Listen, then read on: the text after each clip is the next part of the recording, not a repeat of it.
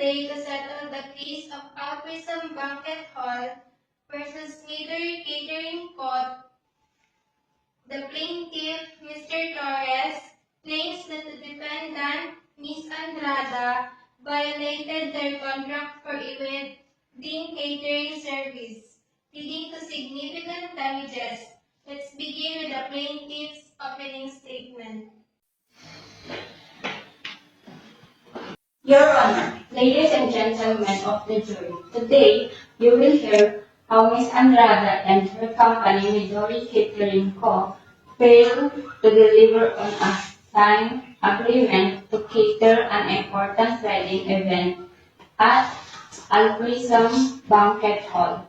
Not only did they breach the contract, but their actions led to financial losses and reputational damage for Mr. Torres. We will provide evidence and witnesses' testimonies to prove that Ms. Andrada's negligence caused chaos on what should have been the happiest day for the bride and groom. Thank you. Your Honor, members of the jury will sympathize with Mr. Torres and the destruction caused at the wedding. Ms. Andrada and her catering company cannot be held accountable for circumstances beyond their control. On the day of the event, unforeseen equipment failure rendered their cooking appliances inoperable. We will demonstrate through evidence and the testimonials that Ms. Andrada acted responsibly and made every effort to minimize disruption. There was no breach of contract and the defendant should not be held liable. Mr. Torres, please take the stand.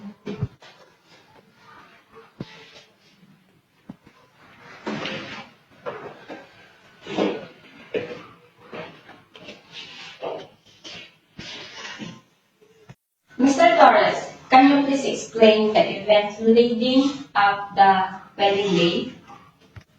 Certainly, I expected Midori Catering Co. to provide a full buffet service for a wedding of 200 guests.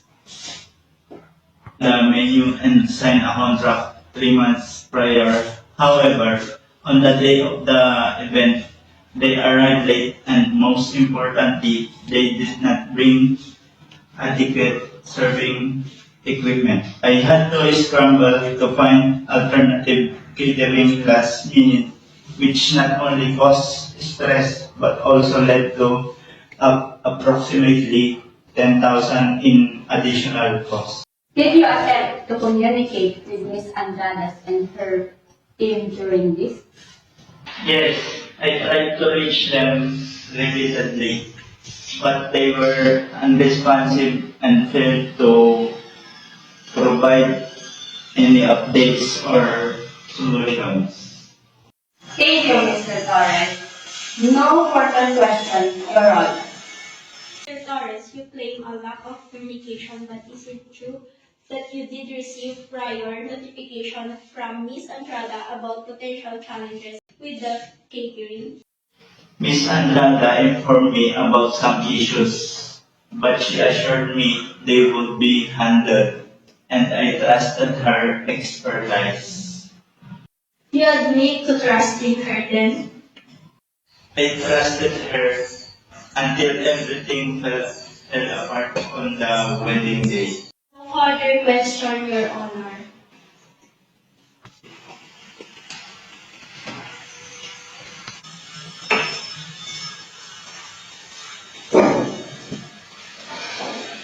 Call your first witness. Chief Engineer, please take the stand.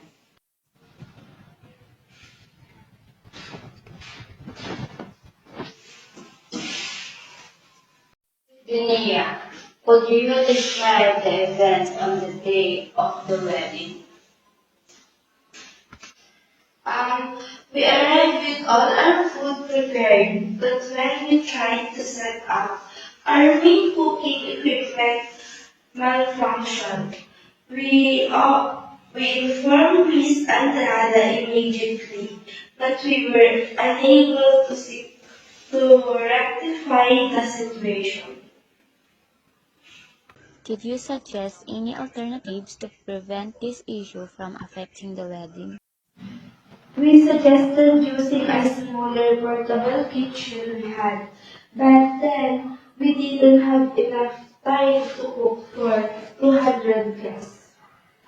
Thank you, Chef Nia. No further question, Your Honor.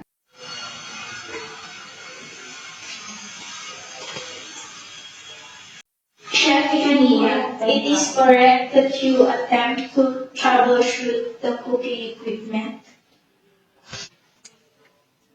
Yes, but this was beyond repair in the time frame.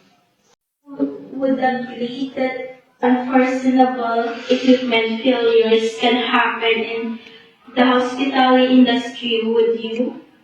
Yes, that can happen, but we expected it to be managed. No further question, Your Honor.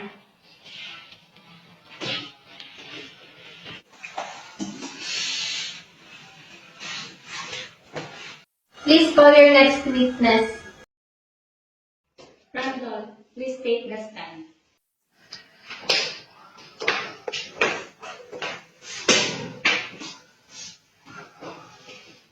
Randall, please describe your experience at the wedding. It was chaotic. The food service was delayed. And when the food arrived, it was very limited, which was disappointing. Many guests left hungry. Did this impact your perception of the event? Absolutely, the bride and groom was stressed, and as the guests left embarrassed for the them was supposed to be joyous occasion. Thank you, Randall. No further question, Your Honor.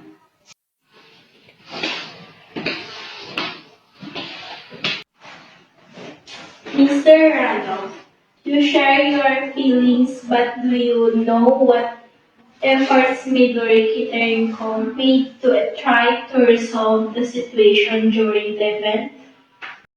I have been trying to communicate with Mr. Torres, but seemed like there was a lot of confusion. No further question, Your Honor.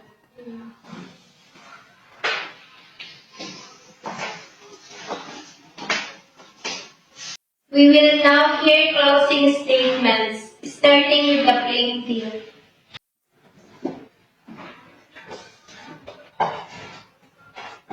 Members of the jury, you have heard the evidence.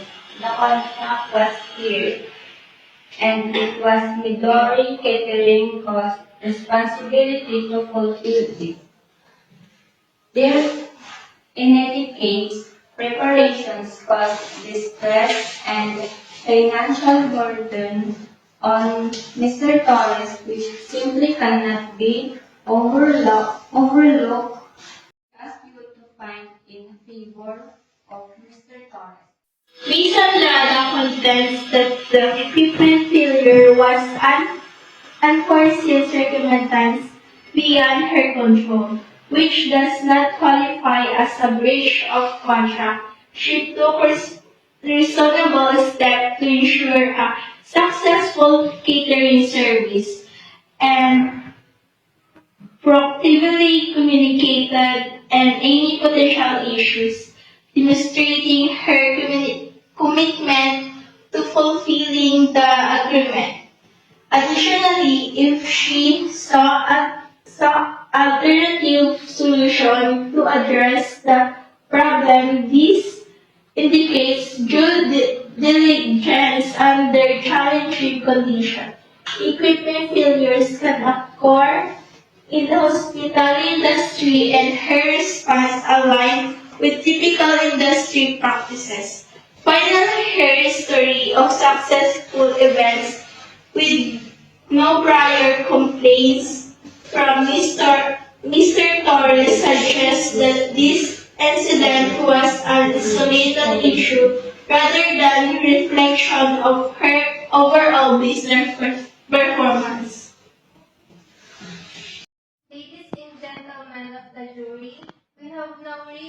conclusion of the trial. I want you to take a moment to thank you for your patience and careful attention throughout this process. Your role as jurors is vital to the functioning of our justice system, and your dedication does not go unnoticed. You have listened to the arguments presented by both the plaintiff and the defendant, and you have reviewed the evidence and testimonies provided during the trial. It is now your responsibility to deliberate on this matter and reach a fair and just verdict based on the facts, the law, and your collective judgment. Please remember that the burden of proof lies with the plaintiff. It is their responsibility to prove their case by a preponderance of the evidence. If they have done so, it is your duty to hold the defendant accountable. If they have not met that burden, that the defendant must be not liable. I encourage you to engage in open and respectful discussions during your deliberations. It is important that each of you feels heard and your opinions are considered. Ultimately, your decisions must be unanimous. Once you have reached your verdict, you will notify the court and we will reconvene to hear your decision. Thank you once again for your service, your attention, and your commitment to justice. You may now proceed to the jury room to begin your deliberations. Mr. Torres argues that Midori Catering Co. breached their contract by arriving late and failing to bring essential equipment for the wedding, causing significant distribution as a venue owner. He had a responsible expectation of reliability from the catering service, particularly for such a critical event. He incurred costs of $10,000 to mitigate the situation, which can substantiate the lack of communication and responsiveness from Andrada during the cases highlight her negligence and unprofessionalism. Furthermore, testimonials from guests can emphasize the negative experience and underscore the importance of accountability in professional service. Ms. Andrada contends that the equipment failure was an unforeseen circumstance beyond her control, which does not qualify as a breach of contract. She took reasonable steps to ensure a successful catering service and proactively communicated and any potential issues, demonstrating her commitment to fulfilling the agreement. Additionally, if she saw alternative solution to address the problem, this indicates due diligence under challenging conditions. Equipment failures can occur in the hospitality industry, and her response aligned with typical industry practices. Finally, her history of successful events with no prior complaints from Mr. Torres suggests that this incident was an isolated issue